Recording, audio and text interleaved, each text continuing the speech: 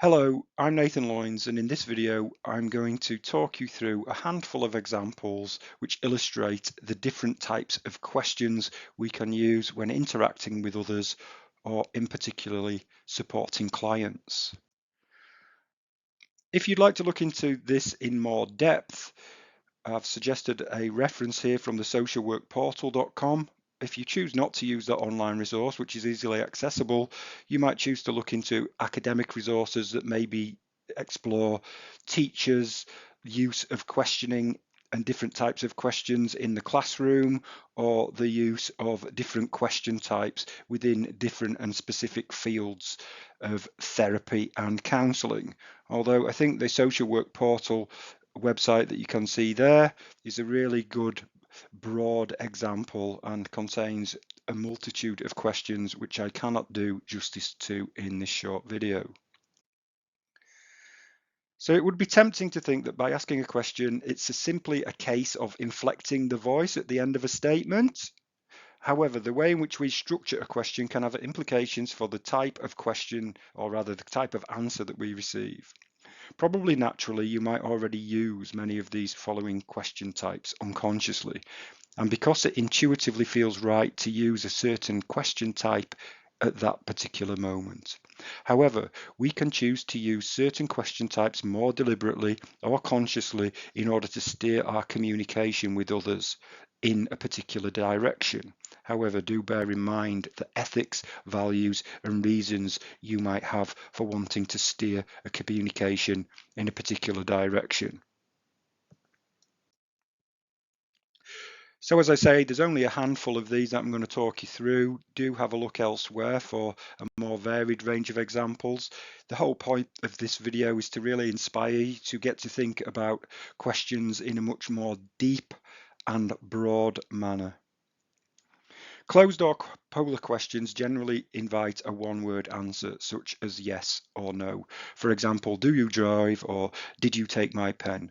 They could also include answers to factual or multiple choice questions, such as what's your name, or would you like tea, coffee, or water? They're popular as icebreaker questions in group situations because they are easy to answer. Of course, most questions can be opened up for further discussion, including closed questions, but we'll look at that in a moment. Closed questions, although they are only inviting often single word answers, can be useful at warming up discussions and getting quick feedback. Another alternative mode of questioning is to ask probing questions. These questions are more useful at gaining clarification and encouraging others to tell you more information about a subject. Probing questions are usually a series of questions that dig deeper and provide a fuller picture. For example, when would be a good time for our next session? They're useful for seeing the bigger picture and encouraging a reluctant speaker to tell you more information and clarifying or avoiding any misunderstandings. A downside, of course, could be that the person of which you're asking the questions feels a little bit interrogated. Leading questions. These questions are designed to lead the respondent towards a certain desired positive or negative route. Remember what I said earlier about the ethics. In the workplace, you might encounter leading questions such as, do you have any issues with the project? Or did you enjoy working on the project? The former subtly prompts the respondent towards a negative response, the latter towards a positive. Asking how did you get on with that project will get you a more balanced answer. Leading questions could also involve an appeal at the end that is designed to coerce the respondent into agreeing with the speaker. For example, this project is going well, isn't it? This encourages the respondent to say yes. This works particularly well psychologically. We prefer saying yes over no. So when we're put on the spot, we usually opt for the former.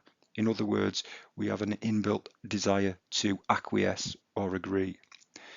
Leading questions can be useful for building positive discussions, closing a sale, steering a conversation towards an outcome that serves your interest. A word of warning, it's important to use leading questions carefully. They can be seen as an unfair way of getting the answer that you want. Again, back to the caveat about asking questions ethically. Loaded questions are seemingly straightforward, closed questions with a twist.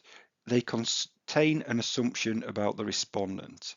They're famously used by lawyers and journalists to trick their interviewee into admitting a fundamental truth they would otherwise be unwilling to disclose. Served best by perhaps this example. The question, have you stopped stealing pens, assumes that the respondent stole a pen more than once. Whether she answers yes or no, she will admit to having stolen pens at some point. Of course, the preferred response would be, I have never stolen a pen in my life. But it's not always easy to spot the trap. These questions are quite rightly seen as manipulative. They are useful for discovering facts about someone who would otherwise be reluctant to offer up the information.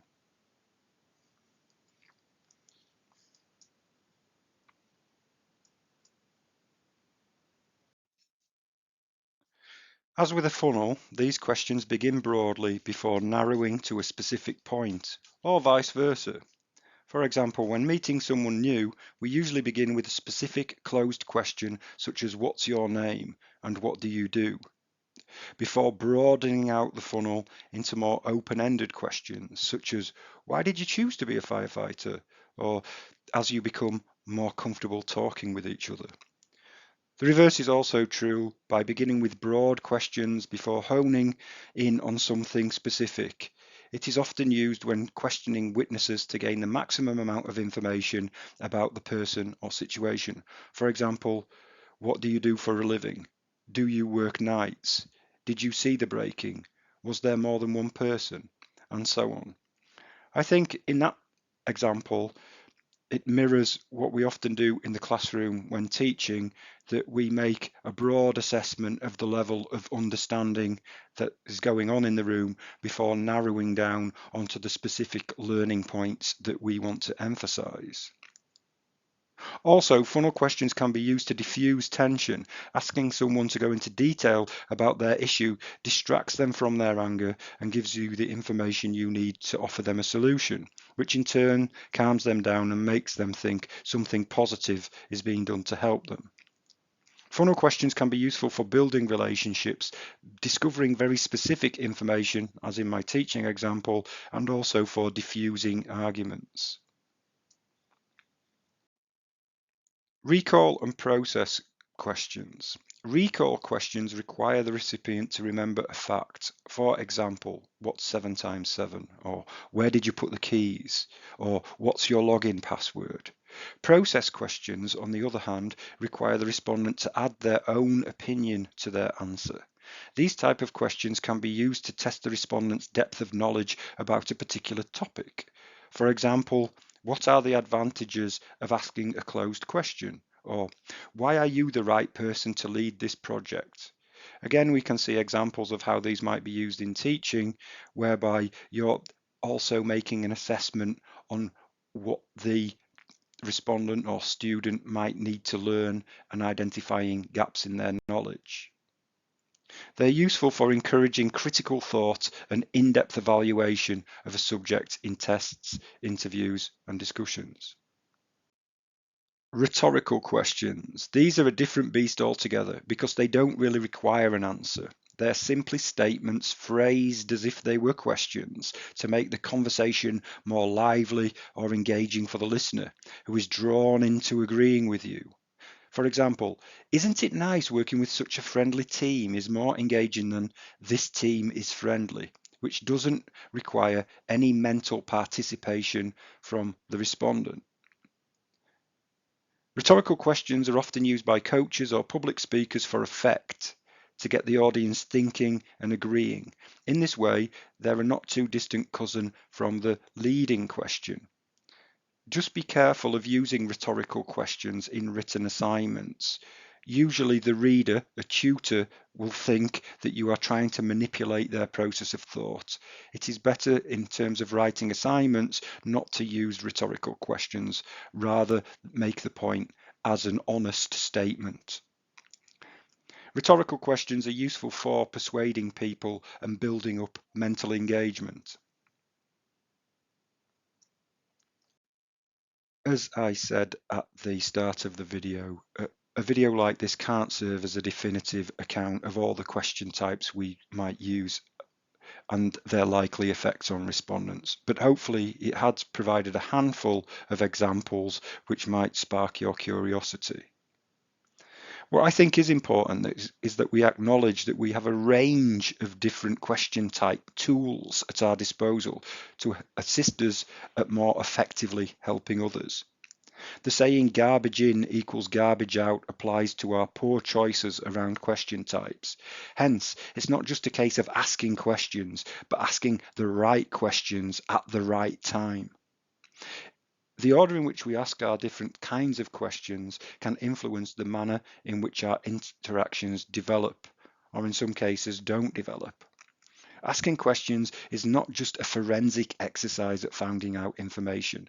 The appropriateness of our questions can impact upon how our relationships develop, how rapport and trust builds or it doesn't.